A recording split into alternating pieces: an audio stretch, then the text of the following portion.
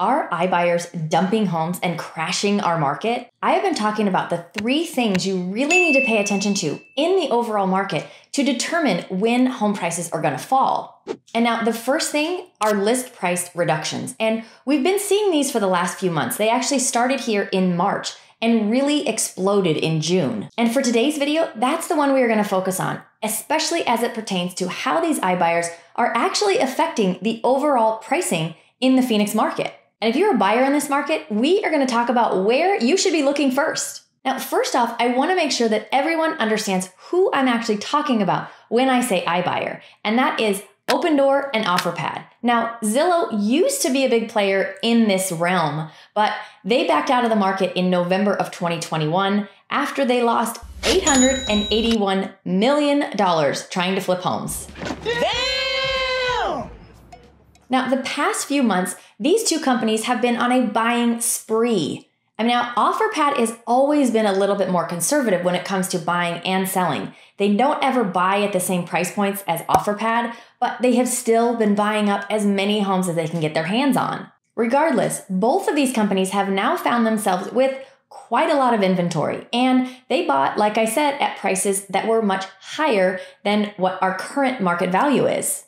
Now, that buying has drastically changed in the last about month, and they're really both focused much more on selling. The problem now is that our demand is so much different than it has been over the past 2 years. So they are now forced to go back and do list price reductions and sell many of these homes for a loss. Now, one more than the other, but we'll talk about that. So according to the Cromford report on September 21st, for Opendoor, 77% of the homes sold in Maricopa and Pinal counties during August were sold for a loss, and only 23% made at least some gross margin. The average gross margin was negative 6.2% during August, and it has dropped further during the first 2 weeks of September. This is where we get into list price reductions and how this company's price reductions and sales numbers are hurting the overall market. See, you have to take these and look at them as their own animal. You cannot lump them all together in one. They have to be looked at differently. This is so much so that I have actually talked to a few trusted sources that have spoken to appraisers that have said to them, when we have to use Opendoor or OfferPad homes in our comp bundle, we actually are valuing those Opendoor or OfferPad homes as a distressed sale. They are weighting them differently. That's how much of an effect they are having on our market. So again, this is just a bit of hearsay, but they are coming from extremely reliable sources. Now, if you've watched some of my other videos, you know I've talked about our overall list price reductions and how they have been increased, and that has not slowed down. In fact, over the past few weeks, we have seen over 4,000 every single week. Now, I have to say this because list price reductions can be counted at any dollar amount. So people could reduce their home by $1. That counts as a list price reduction. You might be saying to yourself, well, that's silly. Who's going to do that? Well, unfortunately, quite a few people, because they're advised that if they reduce it by $1, it's going to pop that home back into people's searches and maybe it's going to get more attention. Personally, what I can tell you is that is not a great strategy. Now, I just got a buyer under contract, and after looking at the history tab to see what had gone on with that listing, I noticed that there had been a total of 10 price reductions in 5 months. One was $95, the other one was $100. What I call this is the price reduction death spiral. And in 1 month, they actually reduced their price 4 times. So things like this happening to multiple homes can really add up fast and get you to that 4,000 total list price reductions in a month. And now that story that I just told you, this is happening to hundreds of homes. So it's not surprising that our list price reductions are so high. Now, I will say that as our market has slowed, pricing homes has gotten a little bit trickier, but sellers, if you are going to do a price reduction, make it significant. This cues in buyers to know you're serious. They will likely bring you an offer more quickly, so your time will shorten, and the offer will likely be higher, rather than them sit on the sidelines waiting and watching you drop your house price 1 time, 2 times, 3 times, however many it takes to finally get an offer. But where are we seeing this the most right now? The iBuyers. When looking at the overall number of homes that they currently have on the market and the number of price reductions that they're doing to every one of their houses, it's no wonder that our list price reductions are so high.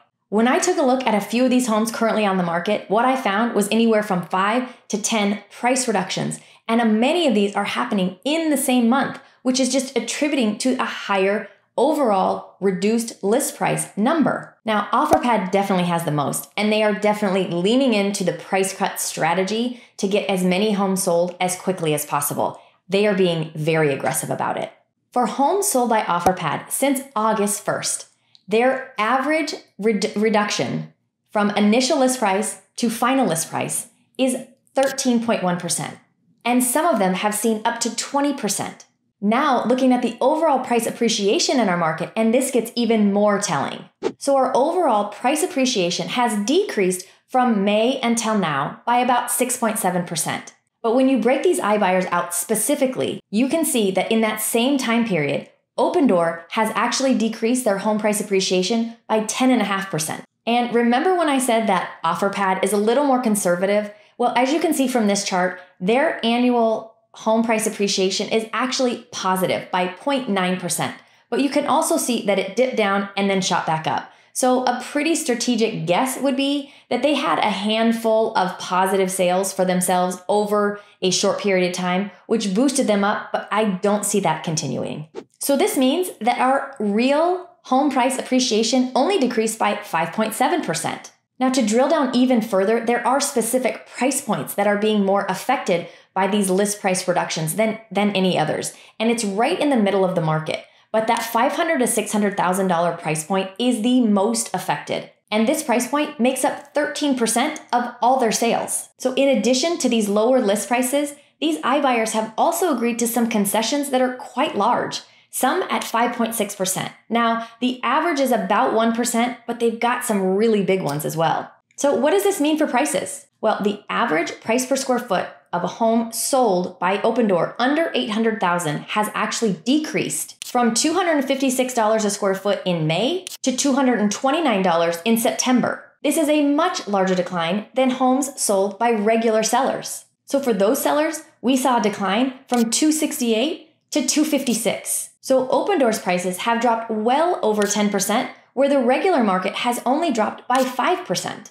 Now, OfferPad is taking a little different approach than Opendoor is, and they are not actually reducing their prices as much or as often as Opendoor. Now, they don't have as many homes on the market as Opendoor, and because of the approach they're taking, they're not selling them as quickly as Opendoor, which means that they're having longer time periods on the market. And if you look at the total inventory that OfferPad has on the market, their month supply is at 10 months, where the overall market, we're at 3.1. Now, OfferPad did sell 19 of their homes to an institutional buyer, which really did help, but they are still just not selling the same amount of homes as Opendoor. So when you remove these sellers from our market, you can see that our market currently is reacting like a normal balanced market would react. Opendoor's list price reductions and sales numbers are what a distressed sales market looks like in 2022, not the regular market. The normal seller out there can be more patient.